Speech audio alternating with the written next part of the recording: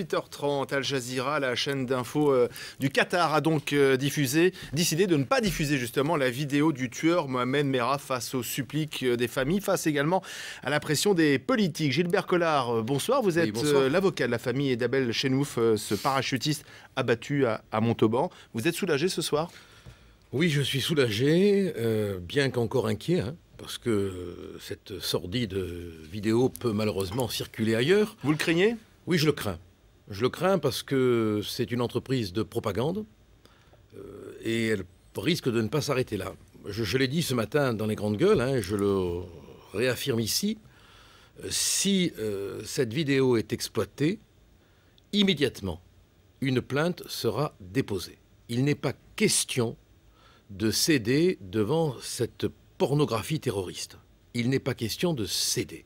Donc, j'ai reçu instruction de mes clients, et je les ai presque invités à me donner ces instructions, parce que je suis effaré, de déposer plainte dès qu'il y aura le moindre signe de reproduction de cette vidéo. Alors, Al Jazeera, la chaîne d'info du Qatar, a hésité et finalement renoncé à diffuser cette vidéo pour des raisons, j'ai envie de dire, journalistiques. Je cite le communiqué: la vidéo n'ajoute aucune information, elle ne montre pas le visage de l'assassin et ne contient aucune déclaration de sa part. La séquence, en plus, ne répond pas au code éthique de la chaîne. Oui, l'argument journalistique, il ne m'émeut pas du tout. En réalité, la chaîne a compris que si elle diffusait ces images en France, elle ferait l'objet d'une plainte. C'est de la propagande. En tout cas, moi, j'aurais demandé au parquet d'assimiler cette diffusion à de la propagande. Alors, le parquet de Paris, qui a assigné d'ailleurs en référé, d'heure par heure, Al Jazeera France, ça a été d'ailleurs maintenu. L'audience a été fixée tout à l'heure à 17h, et malgré la décision d'Al Jazeera de ne pas diffuser cette vidéo. Vous comprenez le parquet? Oui, le parquet a voulu donner un signal. C'est assez exceptionnel d'ailleurs. C'est tout à fait exceptionnel. Il serait temps du reste qu'on sorte un peu aussi les armes juridiques dont nous disposons. Il y en a assez de subir. Et même au nom d'une prétendue liberté de la presse, on ne peut pas tout se permettre. Enfin, je veux dire, n'importe quel citoyen normal comprend ce que peuvent ressentir les familles des victimes à l'idée qu'on puisse exposer le calvaire des proches, fils, filles, enfants. Bon, c'est insupportable. Alors, il y a eu beaucoup de réactions politiques. Nicolas Sarkozy est monté au créneau. Le président candidat avait menacé d'ailleurs Al Jazeera. François Hollande également. Vous leur dites merci? C'est grâce à ces pressions politiques que la chaîne a renoncé? Non, mais écoutez, on a quand même une justice dans ce pays. Si par rapport, on a des services de renseignement qui sont défaillants. On a quand même une justice. Et on peut croire à l'action de la justice sans être obligé, dans un pays où elle est, paraît-il, indépendante, de considérer que ce sont les discours sans emprise de M. Hollande ou l'intervention du président de la République. On est dans un pays de droit. Vous ne pensez pas que la pression politique n'a pas à jouer?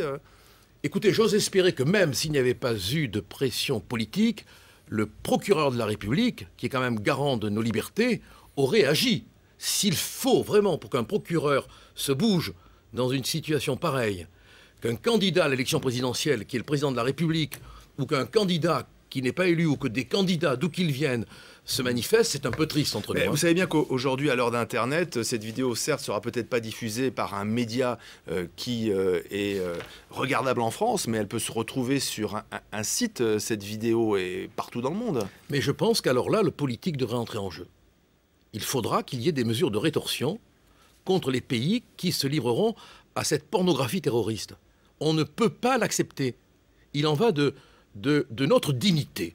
Voilà, à tous. Au-delà des victimes, au-delà des familles des victimes, c'est notre patrie qui est concernée. On ne peut pas l'accepter. On a montré les images de Kadhafi, on montre les images de la Syrie, on a montré les images du 11 septembre, parfois des images dures, parce que ce sont aussi des images d'information. Pourquoi celles-ci échapperaient à la règle? Parce que d'abord, une horreur ne justifie pas une autre horreur. Une faute commise ne justifie pas de commettre une autre faute. Mais ces images qu'on a montrées s'inscrivaient dans un cadre international, dans un cadre détaché de l'action d'un individu. Pour Saddam Hussein, c'était une opération militaire. Pour l'attentat du 11 septembre, c'était une manière de montrer l'horreur.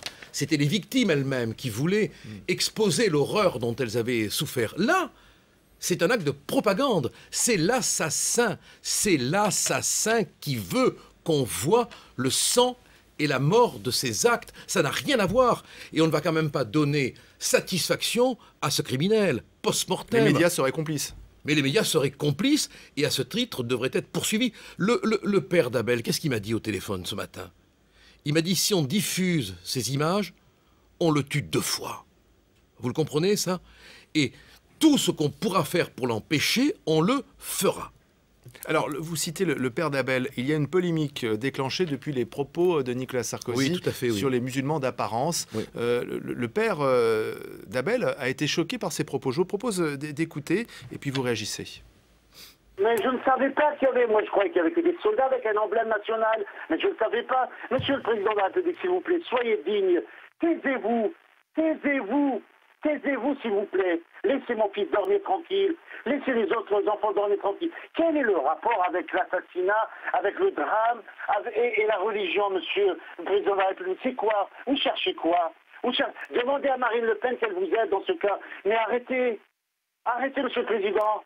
Taisez-vous, taisez-vous, vous nous faites du mal. Alors bon, on peut comprendre son émotion, mais on n'en fait pas beaucoup sur une maladresse de langage de la part du président candidat. Non, vous savez, il y a d'autres maladresses de langage qui ont amené des polémiques qui n'en finissent pas. Alors je ne vois pas pourquoi il y aurait une douane de la parole pour les uns et pas pour les autres. Hein. Non, c'est insupportable pour la famille, pour une raison que vous allez comprendre. Cette famille est croyante, pratiquante. Leur fils a été enterré dans la religion qui est la sienne, la religion chrétienne. Et ils ne supportent pas qu'on le dépossède de sa religion. Et sont des gens, je vous assure, qui respectent toutes les religions. Ensuite, ce qui blesse le père d'Abel, c'est que ce sont des soldats qui sont morts. Et en raison de leur qualité de soldats.